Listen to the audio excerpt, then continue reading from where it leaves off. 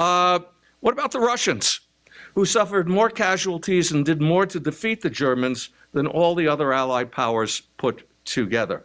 93% of all German combat casualties were on the Eastern Front before June of 1944 and were not that different after June of 1944.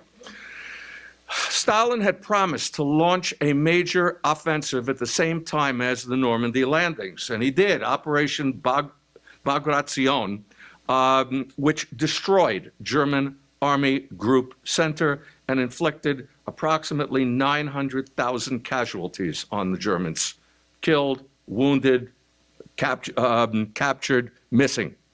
900,000 is 200,000 more than the total German forces deployed against Eisenhower in the West.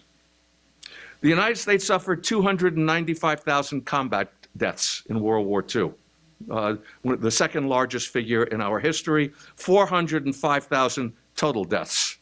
The Russians, between 25 and 27 million dead.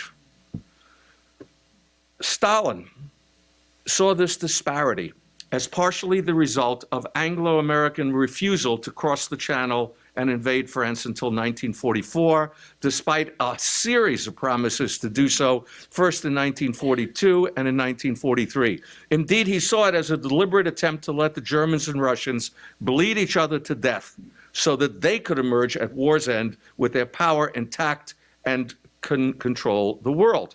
And he had some pretty solid evidence for this. He had on a statement by a US senator on June 22nd that if the Germans were winning, we should help the Russians. If the Russians were winning, we should help the Germans. That unknown senator was from Missouri. His name was Harry Truman. Okay? Okay?